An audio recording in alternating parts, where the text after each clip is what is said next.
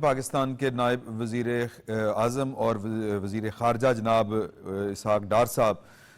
بنگلہ دیش کا دورہ مکمل کرنے کے بعد سعودی عرب پہنچ چکے ہیں اور سعودی عرب میں وہ او آئی سی کے اجلاس میں شرکت کریں گے۔ یہ او آئی سی کا اجلاس غیر معمولی اس حوالے سے ہے کہ غزہ میں جو قحط ہے وہ شدت اختیار کر چکا ہے اور وہاں پر اسرائیل کے جو حکام ہیں وہ غزہ کو ایک طرح سے مکمل قبضہ فوجی طاقت کے ذریعے اس کے اوپر مکمل قبضہ کرنے کا اعلان کر چکے ہیں، اور جو اقوام متحدہ کا ادارہ ہے، ذیلی ادارہ جو قحط سالی یا قحط کو دیکھتا ہے، ان کا یہ کہنا ہے کہ اگر اسرائیل کی رکاوٹیں نہ ہوں تو بھوک کا غزہ میں خاتمہ کیا جا سکتا ہے۔ تو ایک ایسے موقع کے اوپر او آئی سی کا اجلاس جب آلموسٹ اگر آپ ویسٹ کو دیکھیں تو وہ اسرائیل کے ساتھ جو ہے وہ مکمل ویسٹ تو خیر نہیں کہا جا سکتا، لیکن بہت سے ممالک جو ہیں وہ اس کے ساتھ کھڑے ہیں۔ تو اس کے اوپر بھی گفتگو کریں گے کہ پاکستان کا اس حوالے سے کردار ہمیشہ سے الگ بھی رہا ہے اور باقی اسلامی دنیا سے تھوڑا سا منفرد بھی رہا ہے۔ اب جو پاکستان اس سارے معاملے کے اوپر کیا کردار ادا کر سکتا ہے مزید، اور اس کے علاوہ آج فیصل آباد میں بھی رانا ثناء اللہ صاحب کے گھر کے اوپر 9 مئی کو حملہ کرنے والے تقریباً 59 افراد کے خلاف فیصلہ آیا ہے۔ ان کو سزائیں ہوئی ہیں، 10 سال قید کی سزا ہوئی ہے، کچھ کو 3 سال ہوئی ہے، اور 39 کے قریب افراد جو ہیں ان کو بری بھی کیا گیا ہے، اور بری ہونے والوں میں چودھری فواد صاحب بھی شامل ہیں اور شاہ زین قریشی صاحب بھی، یہ جو شاہ محمود قریشی صاحب کے بیٹے ہیں، اور 2 غالباً ایم پی اے ہیں، مزید نئے چہرے ہیں جن کو سزا ہوئی ہے، ایک کو 10 سال اور ایک کو 3 سال، اور باقی جو ہے وہ سزا پانے والوں میں عمر ایوب صاحب بھی ہیں، شبلی فراز صاحب بھی ہیں، زرتاج گل صاحبہ بھی ہیں، اور بھی ایک لمبی فہرست ہے۔ تو 9 مئی کا سلسلہ جاری ہے، کون سے فیصلے یا کون سے مقدمات ابھی ان کا فیصلہ آنا باقی ہے۔ سپریم کورٹ کی ایک ڈیڈ لائن تھی جو ٹرائل کورٹس ہیں ان کے حوالے سے، وہ آلموسٹ مکمل ہو چکی ہے۔ تو کیا یہ جن عدالتوں نے ابھی تک فیصلے جاری نہیں کیے ان کو کوئی دوبارہ سے تنبیہ کی جائے گی یا پھر ایسے ہی پروسیس چلے گا؟ اور پولیٹیکلی اس کو وکٹمائزیشن بھی کہا جا رہا ہے، کیا یہ وکٹمائزیشن ہے یا نہیں ہے، اس کے اوپر بھی بات کریں گے۔ اس کے علاوہ جو ہے مریم بی بی کا جو دورہ ہے تھائی لینڈ کا، اس سے پہلے جو تھا وہ جاپان کا، اس کے اوپر بھی گفتگو کریں گے کہ پنجاب میں سرمایہ کاری کے حوالے سے جو ہے وہ مریم بی بی نے بڑی ایفرٹ کی ہے، اور بارشوں کا سلسلہ جو ہے وہ چل رہا ہے، اور آپ یوں کہہ سکتے ہیں کہ اربن فلڈنگ کا خطرہ ہے، اور محکمہ موسمیات نے جو ہے وہ تنبیہ کر دی ہے، اور ایک لمبی چوڑی فہرست ہے کہ جہاں پر اربن فلڈنگ کا خطرہ ہے، جس میں خیبر پختونخوا کے اضلاع چترال، دیر، سوات، شانگلہ، بنیر، کوہستان، مانسہرہ، ایبٹ آباد، لاہور اور پنجاب کے بھی کافی سارے جو شہر ہیں وہاں پر بھی، اور جو پوٹوہار ہے وہاں پر بھی یہ موسلادھار بارش اور اربن فلڈنگ کی، اور جو نشیبی علاقے ہیں شہری علاقوں کے وہاں پر جو ہے وہ زندگی متاثر ہونے کا خدشہ ہے، اور جو کہیں کہ وہ وارننگز کہہ لیں آپ، وہ بھی جاری کی جا رہی ہیں، احتیاطی تدابیر اختیار کرنے کا بھی کہا جا رہا ہے۔ ان سارے ایشوز کے اوپر بات کریں گے۔ اسٹرانگ پینل ہے ہمارا، جناب سعید چوئی صاحب تشریف رکھتے ہیں، سر آپ کا بہت شکریہ۔ خالد قیوم صاحب ہیں، آپ کا بھی سر بہت شکریہ۔ احمد بڑائش صاحب ہیں، سر آپ کا بھی بہت شکریہ، اور اسلام آباد سے ہمیں جوائن کریں شاکر سلنگی صاحب، آپ کا بھی بہت شکریہ سر۔ سعید چوئی صاحب، یہ جو دورہ سعودی عرب ہے، یہ اس کے اوپر کیا کہتے ہیں آپ؟ ویسے تو پاکستان کے وزیر اعظم اور پاکستان کی خارجہ پالیسی کو آپ دیکھیں تو مشکل ترین حالات میں بھی جب ویسٹ پورا ایک طرف کھڑا تھا اور پاکستان کی اپنی جو اکنامک کنڈیشن ہے وہ اس طرح کی تھی کہ اگر آئی ایم ایف ہمیں سپورٹ نہ کرتا یا وہ پیکج یا پروگرام ڈیل نہ کرتا ہمارے ساتھ فائنل کرتا تو ہم مشکل میں آ سکتے تھے، لیکن وزیر اعظم صاحب نے اقوام متحدہ میں کھڑے ہو کے نہ صرف اسرائیل کے وزیر اعظم کا بائیکاٹ کیا، بلکہ جو اس غزہ اور جو فلسطین کے مسلمان ہیں ان کے لیے بڑی توانا طریقے کے ساتھ انہوں نے گفتگو بھی کی اور عالمی ضمیر کو بھی جھنجھوڑا۔ تو اب او آئی سی والوں کو کیا کیا جا سکتا ہے؟ نہیں، او آئی سی جو ہے یہ ظاہر تمام مسلمان ممالک جو ہیں وہ مل کے اگر प्रेशर डालते हैं, एक आवाज़ है, एक बड़ी आवाज़ है। और गजा के हवाले से जो पाकिस्तान का मौक़िफ़ है वो तो जो कायदे-ए-आज़म मोहम्मद अली जिन्ना ने फरमा दिया था, उसके बाद उसी लाइन पे अभी तक ताज़ा तरीन जो हमारे वज़ीर ख़ारजा हैं उन्होंने जो बात की है, और जो हमारी हुकूमत और ख़ारजा पॉलिसी जो है वो यही कह रही है कि जनाब हम जो है वो जो फ़लस्तीनी हैं, गजा के जो लोग हैं उनके साथ हैं। अब जो आपने यूरोप की बात की है कि यूरोपीय ममालिक, तो ये इस हद तक वहाँ जुल्म हुआ है गजा में। वो अभी मैं एक रिपोर्ट देख रहा था कि जो शहीद होने वाले लोग हैं उनमें 85%, 85% गैर मुसल्लह सिविलियन लोग हैं। जंग जो होती खाना है, लेने आते हैं और उनके ऊपर बमबारी करते हैं। जंग जो शासब होती है वो तो फौज के साथ होती है, वो तो नहते लोगों पे, उनमें बच्चे, नस्ल कुशी, खवातीन, वो नस्ल, और वो उस पर फख्र करते हैं। उनकी जो वीडियोस हैं, उनका एक फौजी पिछले दिनों मारा गया, तो उसकी एक दिन पहले की वीडियो के मैंने इतने फ़लस्तीनियों का कत्लेआम किया। इस कत्लेआम पे जो यूरोप वाले हैं, ज़ाहिर है वो भी इंसान हैं, उनका भी ज़मीर नाम की कोई ना कोई चीज़ तो मौजूद है ना। कब तक आप सुलाएंगे? अब देखिए मशरूत तौर पे बरतानिया, फ्रांस, कनाडा, जर्मनी, कौन कौन से ममालिक हैं जो कहते हैं हम सितंबर में अगर ये बाज नहीं आए इसराइल वाले, तो सितंबर में हम फ़लस्तीन को आज़ाद रियासत के तौर पे तस्लीम कर लेंगे। लेकिन क्या तस्लीम करने से क्या फर्क पड़ेगा? ये भी अगर तस्लीम करें अक़वाम मुत्तहिदा की, वो ज़ाहिर लिस्ट में आ जाते हैं, अक़वाम मुत्तहिदा के मेंबरशिप मिल जाती है किसी मुल्क को, तो फिर अक़वाम मुत्तहिदा जो है उस मुल्क के तहफ़्फ़ुज़ के लिए वो सलामती कौंसिल अगर अपना किरदार अदा करती है। अब भी जो मामला है वो तो यही है ना कि जो सलामती कौंसिल है वहाँ वीटो हो जाता है, वीटो करने वाले ममालिक मौजूद हैं उनके लिए। लेकिन अगर मुस्तकिल अरकान जो हैं उसके सलामती कौंसिल के, उनमें से अक्सरियत जो है वो फ़लस्तीन को इंडिपेंडेंट आज़ाद रियासत के तौर पर तस्लीम करके बैठी हो, फिर मामला थोड़े से उसमें फ़र्क पड़ता है, काफ़ी फ़र्क पड़ता है। और देखें पाकिस्तान की जो आपने बात की, अभी 2 दिन पहले, 2 या 3 दिन पहले 100 टन इन्होंने जो खुराक है, इमदादी सामान है, वो भिजवाया है। लेकिन मसला ये है कि वहाँ पहुँचाना जो है वो एक बहुत बड़ा इशू है। और वहाँ अगर पहुँच जाता है तो वहाँ सीधी गोलियाँ जो हैं, साफियों को कत्ल किया जा रहा है, छोटे छोटे बच्चों को कत्ल किया जा रहा है। आज एक खबर चली थी, एक अल जजीरा के फोटोग्राफर के वो वहाँ शहीद हो गए, एक खातून वहाँ शहीद हो गई है, साफ़ी। इसी तरह पिछले दिनों जो ना सिर्फ ये कि जो ये वाले जो मुसलमान ममालिक के जो साफ़ी हैं वो, बल्कि जो यूरोपियन वहाँ गए हुए उनकी ज़िंदगी खतरे में है। हालांकि उनको तो वो एक ख़ास नज़र से देखा जाता है ना, हमें ख़ास नज़र से देखा जाता है, इसके बावजूद वहाँ कोई तमीज़ नहीं। जो भी उनके हक़ में आवाज़ बुलंद करता है, उनके मज़ालिम की दास्तान जो है वो दुनिया के सामने लाता है, वो उनके दुश्मन है और जानी दुश्मन है। चौधरी साहब, इसराइल और ईरान वाली जंग के बाद ये लग रहा था कि आने वाले वक्त में इसराइल को जो शिकस्त हुई, इसका इम्पैक्ट जो है वो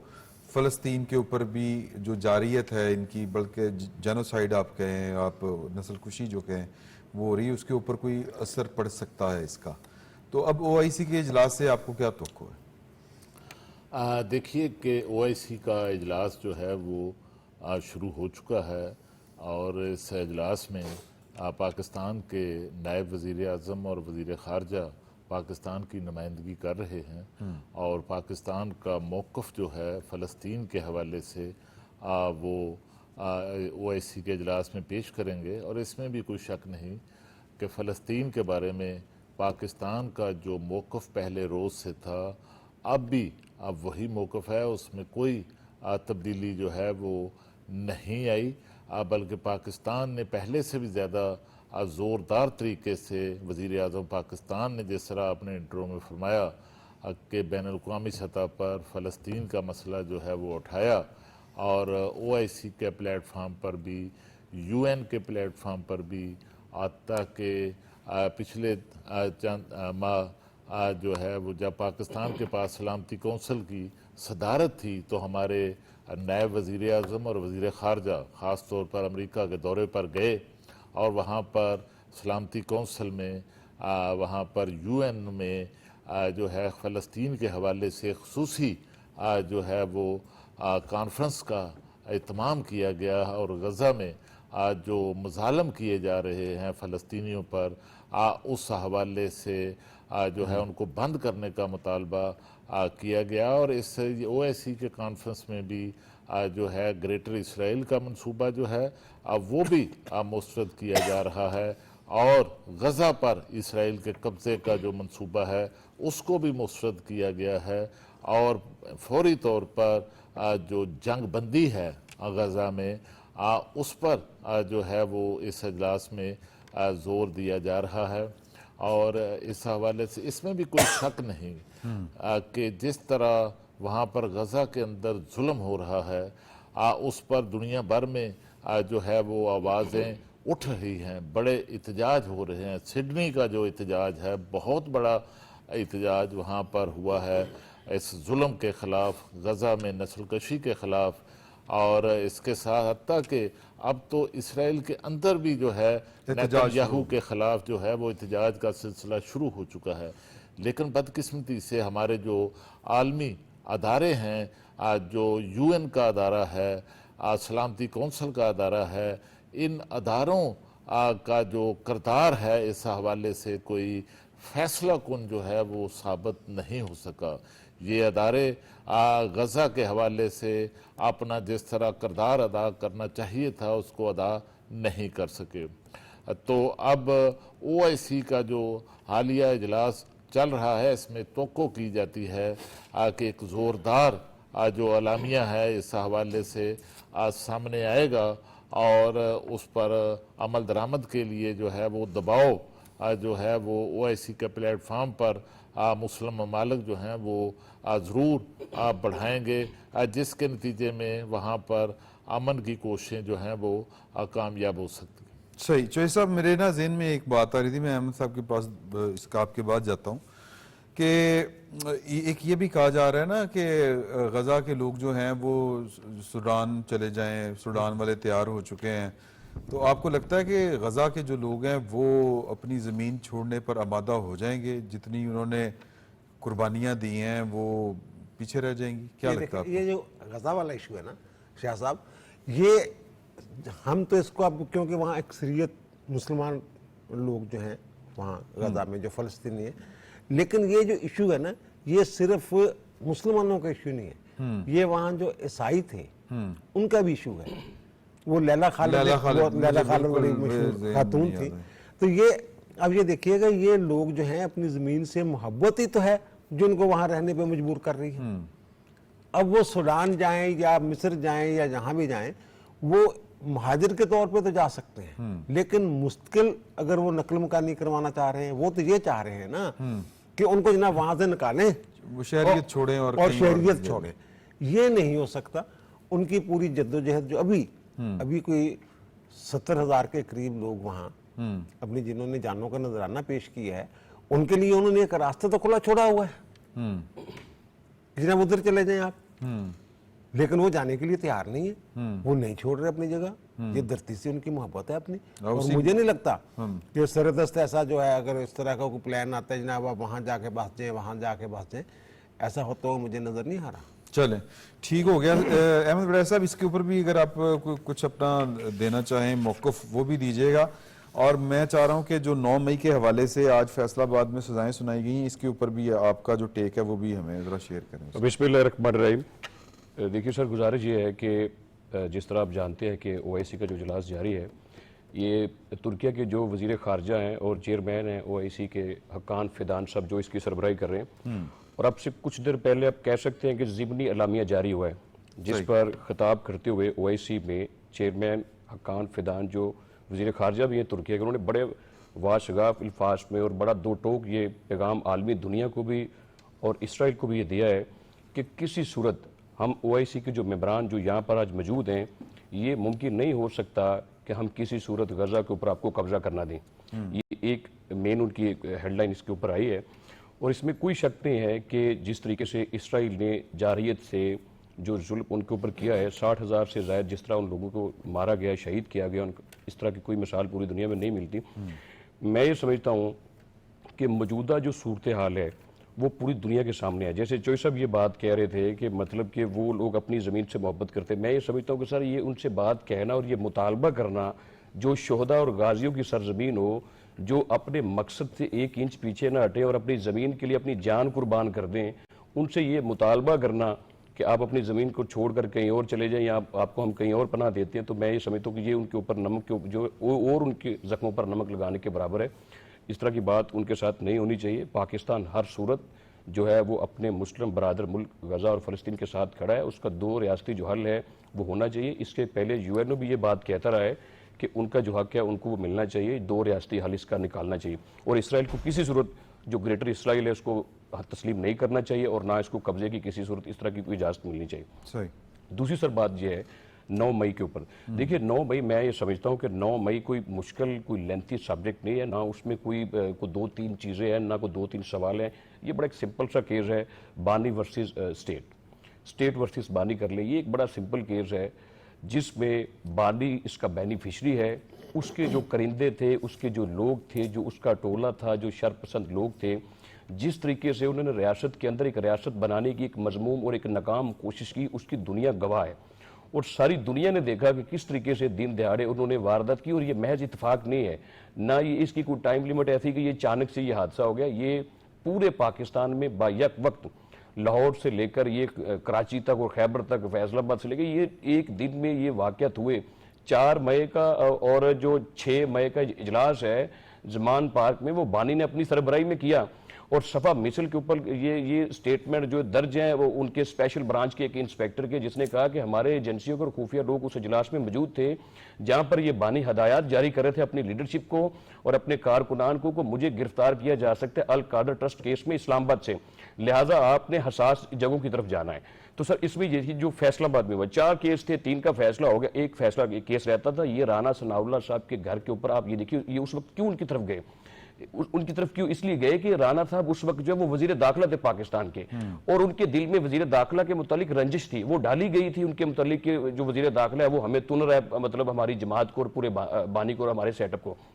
وہ لوگ 100 سے زیادہ تعداد میں وہ لوگ ان کی گھر کی طرف گئے, اس کی فوٹیج موجود ہیں, اس کی ویڈیو موجود ہیں, ان کے ٹیلی فونک رابطے آڈیوز موجود ہیں جو صفا مثل کے حصہ ہیں, اور انہوں نے شاہ جی وہاں پر جا کر پتھراؤ کیا جس کے نتیجے میں ان کا گھر کا نقصان ہوا, ان کے جو ڈرائیور ہیں وہ شدید زخمی ہوئے اور پولیس اہلکار زخمی ہوئے. اور یہ 2.25 سال کے بعد یہ ٹرائل مکمل ہوا, اور جو ٹرائل ہے یہ یک طرفہ مکمل نہیں ہوا. اس ٹرائل میں تمام گواہان کے بیانات موجود ہیں, اور جن کے اوپر جو کراس ایگزامن کیا گیا وہ جو پی ٹی آئی کے لوگ تھے ان کو پورا موقع ملا کراس ایگزامن کرنے کا.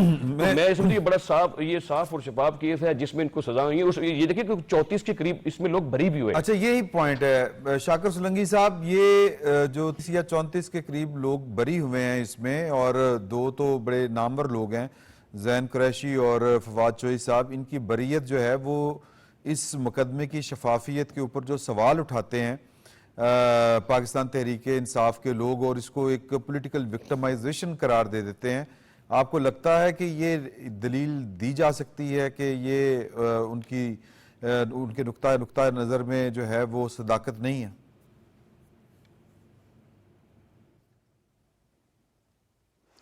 دیکھیں شاہ جی, یہ کلیئر بات ہے. پہلی بات تو کہ یہ مقدمات یا یہ جو فیصلے آ رہے ہیں, یہ جو ٹرائل ہو رہا ہے, یہ پی ٹی آئی کے خلاف نہیں ہے. ٹارگیٹ پی ٹی آئی نہیں ہے. پی ٹی آئی جو رونا دھونا کر رہی ہے نا کہ پی ٹی آئی کو ٹارگیٹ کیا جا رہا ہے, پی ٹی آئی بالکل ٹارگیٹ نہیں ہے. یہ وہ لوگ ٹارگیٹ ہیں جنہوں نے قانون توڑا 9 مئی کو, اور جنہوں نے فوجی تنصیبات پر حملے کیے اور حساس عمارتوں پر حملے کیے, جی ایچ کیو پر حملہ کیا, کور کمانڈر کا گھر جلایا, حساس ادارے کے دفاتر پر حملے کیے, اور شہداء کے یادگاروں کی بے حرمتی کی, جو بھارت روایتی دشمن بھی نہیں کر سکا یا نہ کر سکے, وہ انہوں نے کام کیے. اس دن یہ نعرے لگا رہے تھے, ٹویٹ کر رہے تھے, پیغامات بھیج رہے تھے, باہر نکلو, پہنچو. یہ ویڈیوز موجود ہیں, ابھی بھی سوشل میڈیا پہ آج بھی پڑی ہوئی ہیں چیزیں. علیمہ باجی جو ہیں, ان کے 2 بیٹے جو ہیں وہ بھی موجود ہیں ویڈیوز میں, جو گرفتار ابھی ہوئے ہیں 2 سال کے لیے, تو انہوں نے باہر بھیج دیے تھے, نکال دیے تھے. لیکن یہ بالکل شفاف ٹرائل ہوا ہے. 34 لوگ آزاد ہوئے ہیں, 109 کا ٹرائل ہوا ہے, 75 کو سزائیں ملی ہیں, اور ان میں سے جو ہے 59 کو 10-10 سال اور باقی جو 16 ہیں ان کو 3-3 سال سزائیں ملی ہیں. 34 آزاد ہوئے ہیں. تو اس کا مطلب یہ نکلتا ہے کہ ان 34 کے خلاف مکمل طور پر شواہد ثبوت موجود نہیں تھے. پراسیکیوٹر جو ہے وہ ثابت نہیں کر سکے ان کے خلاف, اسی لیے ان کو بری کر دیا گیا ہے. پہلے جو فیصلے آئے ہیں ان میں بھی بہت سارے لوگ اسی طرح ہی بری بھی ہوئے ہیں. ایسا نہیں ہے کہ جن کو گرفتار کیا گیا ہے اور پی ٹی آئی سے تعلق ہے تو ان کو سب کو سزائیں دی جائیں. اور دوسری بات یہ کہ جن کو 10 سال سزا وہ بھی کیٹیگرائز کیا گیا ہے نا, کہ بھئی جو بڑا ملزم ہے, بڑا مجرم ہے, جو کھڑے ہو کر حملے کر رہا ہے, توڑ پھوڑ کر رہا ہے, جو نظر آ رہا ہے ویڈیو میں, ان کو 10 سال سزا. جس نے اگر ٹویٹ کیا ہے, جس نے اگر فرض کریں واٹس ایپ یوز کیا ہے یا کوئی اور جو جرم کیا ہے تو ان کو اس جرم کے مطابق سزا دی گئی ہے. تو یہ شفافیت کلیئر ہو رہی ہے. شفافیت اگر نہ ہوتی تو سب کو برابر کی سزا دی جاتی اور کسی کو بھی بری نہ کیا جاتا کہ بھئی یہ فیصلے نہیں ہیں. جو صاحب آپ کیا کہتے ہیں اس کے اوپر؟ یہ دیکھیں یہ جتنے بھی فیصلے آئے ہیں لاہور سے لے کے سرگودا تک اور سرگودا سے لے کے فیصلہ آباد تک, تمام ججمنٹس جو ہیں وہ اب یہ فیصلہ آباد لیٹسٹ جو ہے یہ میں نہیں دیکھ سکا, باقی تمام ججمنٹس میں نے دیکھی ہیں. جیسے ابھی سولنگی صاحب نے فرمایا ہے کہ جناب جو جرم کے مطابق جو جرم بنتا ہے کسی کا اسی کے مطابق سزائیں دی گئی. ابھی فیصلہ آباد کا جو پچھلا ٹرائل تھا اس کا جو فیصلہ آیا تھا اس میں ایک پیراگراف تھا پورے کا پورا جس میں یہ لکھا ہوا تھا کہ ان لوگوں نے اپنی صفائی میں کوئی شہادت ہی پیش نہیں کی. اوکے, یہ لوگ جو ہیں جن کو سزائیں ہوئی ہیں جاتے تھے, حاضریاں بھی لگتی تھیں, وکلا بھی تھے ان کے, لیکن اپنے حق میں اگر یہ موقع پہ موجود نہیں تھے جو بھی یہ کہنا چاہ رہے ہیں اس حوالے سے صرف زبانی بیان کر دینے سے تو بریت نہیں ہو جاتی. اور جنہوں نے صفائیاں دی مراحل دیکھیں فواد چودھری پوری تیاری کر کے, شاہ محمود قریشی صاحب وہاں, زین قریشی صاحب وہاں ہوئے ہیں. اور پھر جو دوسری بات یہ ہے کہ شاید یہ پک اینڈ چوز ہے اور کیا ہے, وہ جو فرق حبیب جو چھوڑ گئے تھے پی ٹی آئی ان کے بھائی نبیل, میری اطلاع کا مطلب نبیل ہے ان کا نام, ان کو سزا ہوئی ہے وہاں پہ صحیح اس میں. اور دوسرا یہ کہ یہ تو شکر ادا کرنا چاہیے, میں شکر ادا کرتا ہوں اللہ تعالیٰ کا کہ جس دن 9 مئی کو ایک گھر پہ انہوں نے حملہ کیا ہے تو اس وقت حفظ ما تقدم کے طور پہ یا اپنی جان و مال کی حفاظت کے لیے ہر بندے کے پاس یہ ایک رائٹ ہے, قانون اسے یہ حق دیتا ہے کہ وہ اپنے دفاع میں اپنے گھر کو بچانے کے لیے, اپنی جائیداد کو بچانے کے لیے قوت کا استعمال کریں. انہوں نے قوت کا استعمال نہیں کیا اس طرح. میرا خیال ہے کہ یہ قوت برداشت کی داد دینی چاہیے یہ رانا ثناء اللہ صاحب کی. یہ مجھے خود یاد ہے کالے خاں کیس جو ہے میں نے رپورٹ کیا ہوا ہے. اقبال ٹاؤن میں ایک صاحب تھے تو وہاں سڑک بننی تھی تو وہ جناب آئے تو وہ جناب اس کے گھر شہر وہ انہوں نے تجاوزات ڈکلیئر کیا کہ تجاوزات میں سے ایک گرانے لگ گئے, وہ اس نے مزاحمت کی, فائر ہو گیا, اس سے ایک بندہ مر گیا سرکاری, وہ جو سڑک بنانے والا, تمام شہادتیں موجود تھیں. لیکن لاہور ہائی کورٹ نے اس کو بری کر دیا کہ جناب اسی فارمولہ کے تحت جناب اس کا گھر اگر گرانے جائیں گے اپنے گھر کی حفاظت کے لیے, اگر وہ فائر کرتا ہے اپنے گھر کو بچانے کے لیے, تو یہ تو شکر ادا کرنا چاہیے ان لوگوں کو کہ جناب یہ وہاں اس طرح کا ثانیہ, بلکہ مجھے ہم سب کو شکر ادا کرنا چاہیے کہ اس طرح کا ثانیہ نہیں. اور یہ کہہ رہے تھے گولی کیوں نہیں چلائی, آپ کو یاد ہے جی ہاں, گولی کیوں نہیں چلائی, بڑا ان کا یہ ہوتا تھا. اگر وہاں گولی چل جاتی پھر یہ کہتے تھے گولی کیوں چلائی, پھر کہتے تھے گولی کیوں نہیں چلائی. اور 26 نومبر کو وہ خود ساختہ انہوں نے وہ پتہ نہیں کتنی لاشیں بنا دی تھی, اللہ رحم کرے, اور پھر کہتے تھے کہ جی گولی کیوں چلائی. اچھا خالد قیوم صاحب, بات یہ ہے کہ یہ تو ایک عدالتی کارروائی ہے, قانونی کارروائی ہے. اس کا ظاہر ہے کہ ایک چونکہ پولیٹیکل پارٹی کے یہ وہ والے ارکان تھے جنہوں نے قانون کو ہاتھ میں لیا, تو اب اس کا پولیٹیکل امپیکٹ اس مقدمے کا یا جو پہلے بھی آئے ہیں فیصلوں میں ان کا اس کے اوپر کیا پڑے گا, کیونکہ وہ تو تھے, فرق ہے تھوڑا سا کہ وہ تھے فوجی تنصیبات کے اوپر حملہ, یہ ایک پرائیویٹ جو پبلک پراپرٹی ہے, یا سوری پبلک پراپرٹی نہیں, پرائیویٹ پراپرٹی ہے کسی کی ملکیت, اس کے اوپر حملہ ہے, یعنی ایک گھر کے اوپر حملہ ہے. تو کیا یہ اس میں سبق ہے کہ آپ کے ہاتھ سے نہ صرف سرکاری املاک, سرکاری تنصیبات, بلکہ لوگوں کی جو پرائیویٹ پراپرٹی ہے, جو چادر اور چار دیواری کا جو تحفظ ہے, وہ بھی آپ کے ہاتھوں اگر وائلیٹ ہوگا تو مستقبل میں گڑبڑ ہو سکتی ہے, سزائیں ہو سکتی ہیں. देखिए कि ये सिर्फ प्राइवेट प्रॉपर्टी नहीं थी, बल्कि ये पाकिस्तान के वज़ीर दाखिला जो उस वक्त वज़ीर दाखिला थे, साबिक़ वज़ीर दाखिला राना सनाउल्लाह खां की जो रहायशगाह भी थी, और आप इसको प्राइवेट प्रॉपर्टी भी कह सकते हैं। उस तरह ज़ाहिर है ये अस्करी तनसीबात या इमारतें तो उस तरह नहीं थीं, लेकिन आपने देखा कि उस वक्त ना सिर्फ लाहौर के अंदर ही जिन्ना हाउस पर हमला हुआ, अस्करी टावर पर हमला हुआ, बल्कि लाहौर के अंदर शादमान थाने पर भी हमला हुआ। और इस तरह जो है वो प्राइवेट जो दूसरी पार्टियों के लोग थे उनकी प्रॉपर्टीज़ को भी जो है वो हमले किए गए। और इस तरह देखिए कि पाकिस्तान के आइन के तहत पाकिस्तान के जो कौमी सलामती के अदारे हैं उन पर हमले नहीं हो सकते, उनको टारगेट नहीं किया जा सकता, पाकिस्तान की अदलिया को टारगेट नहीं किया जा सकता, पाकिस्तान के दोस्त ममालिक को टारगेट नहीं किया जा सकता। लेकिन जिस तरह एक मनज़्ज़म तरीके से 9 मई को हमले किए गए, जो अस्करी तनसीबात हैं उन पर हमले हुए, वहाँ पर लाहौर में जिस तरह हुए, और मियाँ वाली में एयर बेस पर हमला किया गया, GHQ पर हमला किया गया, तो इस तरह एक तो हमने देखा कि ये जो जब चलान का अमल था उस वक्त भी कोशिश की गई कि चलान में जिनका कोई उसमें जुर्म नहीं बनता उसको शामिल ना किया जाए, क्योंकि इस हवाले से वाज़े हदायत जो हैं वज़ीर आज़म पाकिस्तान और फील्ड मार्शल सईद आसिम मुनीर की थी कि किसी गुनाहगार को जो है वो 9 मई के वाक़यात में छोड़ा नहीं जाएगा और किसी बेगनाह को शामिल नहीं किया जाएगा। तो उस वक्त भी बड़ी तादाद में जो लोग थे उनको फिर रिहा कर दिया गया। और इसमें भी आपने देखा कि अगर कुछ लोगों को सज़ाएं हो रही हैं उनके ख़िलाफ़ सबूत की बुनियाद पर, तो उसके साथ कुछ लोग जो हैं वो अदम सबूत पर जो हैं वो रिहा भी हो रहे हैं, बरी भी हो रहे हैं। तो इस तरह जितने भी केसेस का अब तक फैसला आया है उसमें वाज़े तौर पर PTI के बड़ी तादाद में जो कारकुन हैं या रहनुमा हैं वो उनको जो है वो सज़ाएं नहीं हुई, बरी हुए हैं। और इसके और जो सियासी असरात की आपने बात की है, देखिए कि ये जो सज़ाएं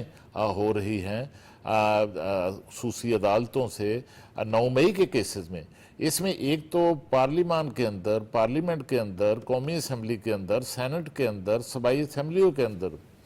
जो PTI की अददी कुव्वत है वो मुतासर हो रही है।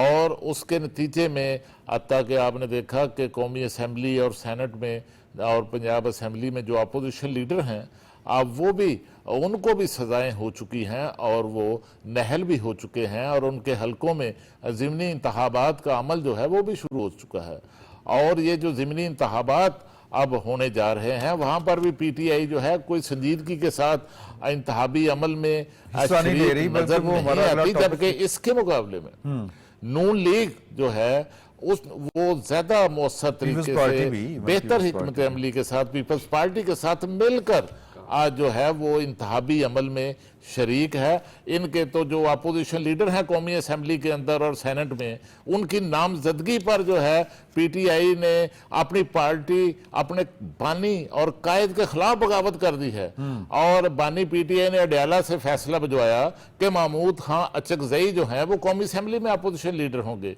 आजम खान स्वाति जो है वो सेनेट में अपोजिशन लीडर होंगे। लेकिन जो उनकी सियासी कमेटी है, जो पार्लिमानी कमेटी है, उसने बानी PTI के इस फैसले को मन्नोआन तस्लीम नहीं किया और इसको मानने से बज़ाहिर इनकार किया है। और इस हवाले से एक वाज़े नया मौक़िफ़ जो है पार्लिमानी कमेटी का और सियासी कमेटी का, वो अडयाला जेल जो है वो बानी PTI को रवाना किया गया है। तो इस तरह सियासी तौर पर भी जो है इस वक्त PTI जो है वो मुकम्मल तौर पर पार्लियामेंट के अंदर भी गैर फाल हो चुकी है, पार्लियामेंट से बाहर भी गैर फाल है, और किसी सतह पर कोई मज़ाहमत اور کسی سطح پر کوئی احتجاج جو ہے وہ اس وقت نظر نہیں آ رہا۔ چوئی صاحب، یہ کتنے ابھی جو ہے وہ 9 مئی کے مقدمات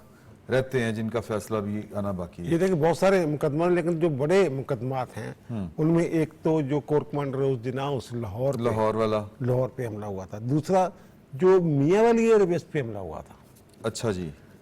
وہ فیصلہ بھی نہیں ہے۔ اس کا فیصلہ بھی نہیں ہے۔ سرگودا کی انسداد دہشت گردی عدالت نے میاں والی کے دیگر کچھ مقدمات میں 2 مقدمات میں شاید سزا سنائی ہے، لیکن وہ جو میاں والی،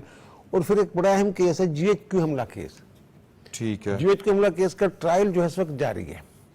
جیل کے اندر ہے۔ جیل کے اندر، اور خیال یہ کہ 30% کے قریب اس کا نا وہ ٹرائل جو ہے وہ مکمل شہادتیں اس میں ہو رہی ہیں۔ تو اس میں جو ماسٹر مائنڈ ہے، جو لاہور ہائی کورٹ نے ضمانت کے مقدمات میں جو 8 درخواستیں تھیں اس میں ڈکلیئر کیا تھا کہ جب شہادتیں یہ بتا رہی ہیں کہ ماسٹر مائنڈ کون ہے، اس لیے ہم، اور جو سپریم کورٹ ہے نا، میں معذرت چاہتا ہوں، یہ بڑا ٹیکنیکل معاملہ۔ سپریم کورٹ نے ضمانتیں تو دی ہیں، لیکن ایک پورا پیراگراف اس میں شامل ہے کہ ہم اس چیز پہ، اس معاملے پہ جا ہی نہیں سکتے،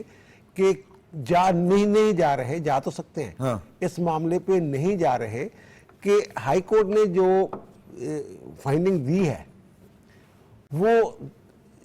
منطقی، اس کا حل جو منطقی جو اس کا نتیجہ ہے وہ نکال سکتی تھی یا نہیں، اس کو ہم وہ کہتے ہیں کنسیڈر ہی نہیں کر رہے۔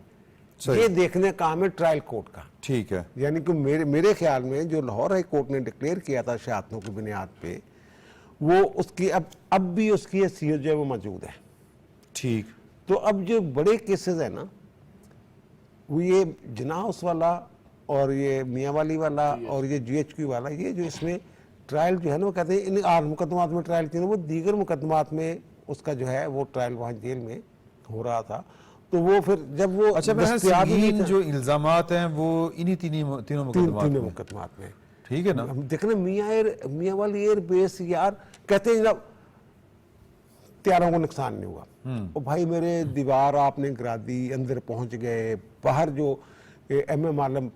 کا وہ، یہ تو ویسے ہی ہے کہ وہ جس طرح ان کی میرا خیال ہے حسان کی والدہ کہہ رہی تھی کہ وردی یار اللہ معاف کرنا جو ہے کیا بات کر کیا عزت ہے، نہیں وہ سپاہی کی، وہ تو ایک سپاہی کی، یعنی کہ اگر کور کمانڈر کی ہوتی تو پھر اور بات نہیں، سپاہی بیچارہ کی، اللہ رحم کرے۔ چلے یہ شہداء کے جو جانے دیتے ہیں جو ادارہ ہمارے لیے، اس کے بارے میں یہ اس طرح کے الفاظ۔ چلیں یہ کرتے ہیں ابھی تو یہ مقدمات آنے ہیں، فیصلے بھی آنے ہیں، چیزیں ہوں گی۔ آپ کا تینوں کا بلکہ چاروں دوستوں کا بہت شکریہ، کل تک کے لیے اجازت دیجیے۔